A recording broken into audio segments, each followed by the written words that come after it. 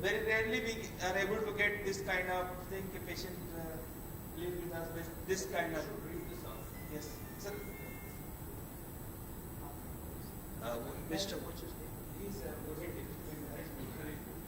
Mr. Bhende has words from his heart, through experience and wisdom.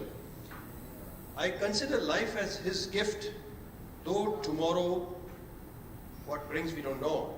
I will think it is only a guess, as you must know, patient of locked-in syndrome applied for euthanasia after many years in bed. I do not know my stroke is rare or unique because many of my singing, many of my signs, signatures were at variance, then locked in like I was unconscious for almost 50 days. Today, though I know my physical limitation, I'm interested in politics, sports, in business. Today I'm totally unproductive, and that is what kills me. Many of my reactions are unique, not even found in place of, in rare side effects of stroke. I do not know if my present condition is due to lack of proper physio exercise or it is something else. All these led me to consider that I am fit case for any neuro institute to further its cause. So see, he's thinking of,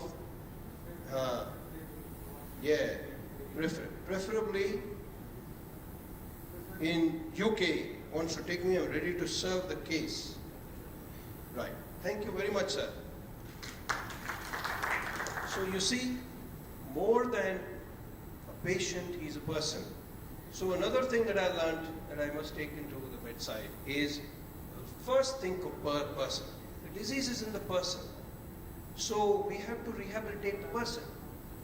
So we treat the disease and we also try and preserve the personhood and encourage the personhood. Right? So that's our real goal. Thank you very much. Mr. Jason Patel, please.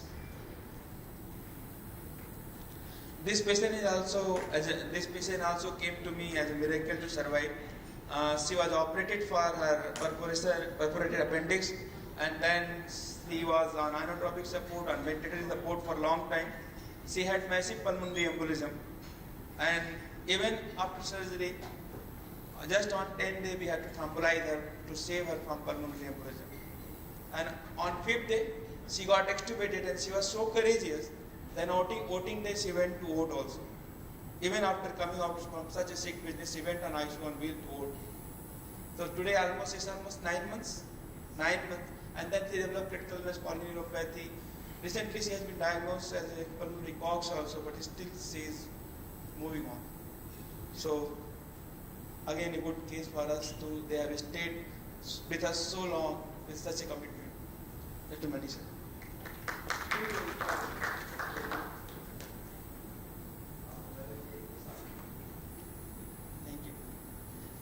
Smita.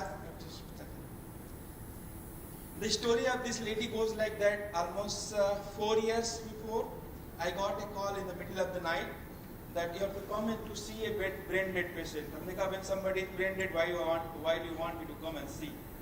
Well, still we want that if there is any hope. And 4 a.m. in night, we saw this lady. She was deeply comatose. The only sign of life was there was a little bit of pupillary reaction.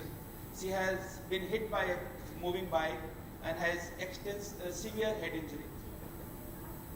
She remained with us for 6 months on different form of sepsis intubation, and now she is in front of you walking and coming. So she has been one more patient whom really we have worked very hard for almost a year to make her, and all praise to her husband who has always stood by her in all her difficult conditions. So,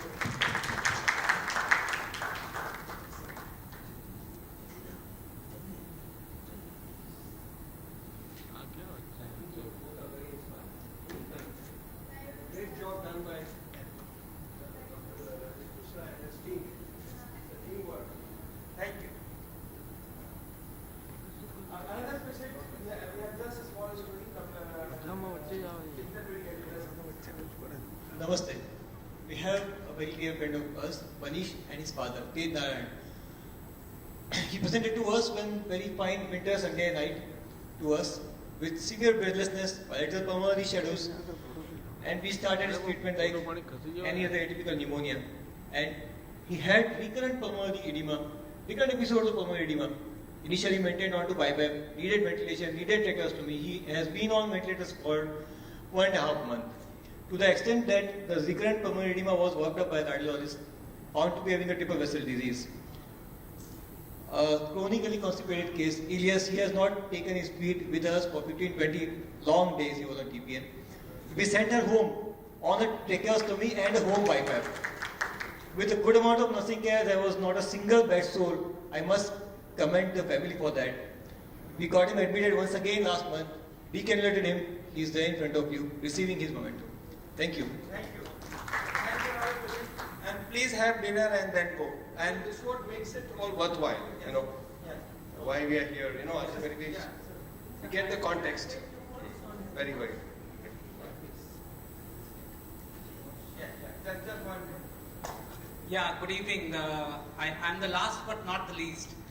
This was the thing is that when he's been treated by Dr. Pratibha, and the relationship with Dr. Pratibha went with us for almost 10 years. My mother, she expired in her arms. So the first thing which when we went on to this is that we go to somebody who is more to us than a doctor. So when we went to Dr. Pratibha, and that was the feeling that she has always given to us, that it is not just a relationship, as the doctor said, communication. There was a time then when we were hopeless. We thought that he will not be able to survive, and it's only the faith which Dr. Pratibha had shown in us and in him that he will be able to revive. I would like to congratulate the entire team of doctors, Dr. Kapil and Dr. Chintan, who were there day and night helping us out, and the result is in front of you. Thank you very much.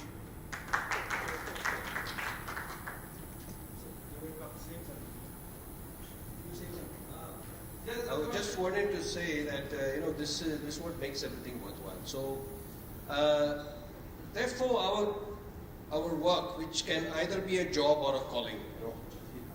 Job is something 9 to 5, something you just don't get under your skin, you just keep it just wear on a little bit as a coat.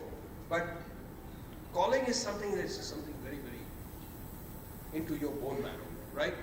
You can't get rid of it even if you try. And you're part of this 24/7. I know we need rest.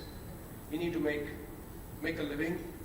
But then underlying everything is a need to be useful, need to have a meaningful life, need to do something, contribute to your patient more than the drugs that you write, something more. In the process, we receive more actually. With every one of this story that I see, something in me stirs, changes, and I also grow. And life is, until you grow constantly, it's very boring. And then you grow old very quickly. And that is when all these immune systems go down. You get if you keep the energy of connect, and this great friendship, the great affection that we have. You know, we share a bond which, as he said, 10 years and all, 20 years. Sometimes their children, the grandchildren come to you. So this is a very special bond, and this is a very unconditional bond, and which we must not forget. You know, this is the art of medicine. You know, medicine is so, it is such a big sphere that science alone cannot fill it, right? Science and art. Thank you. Please have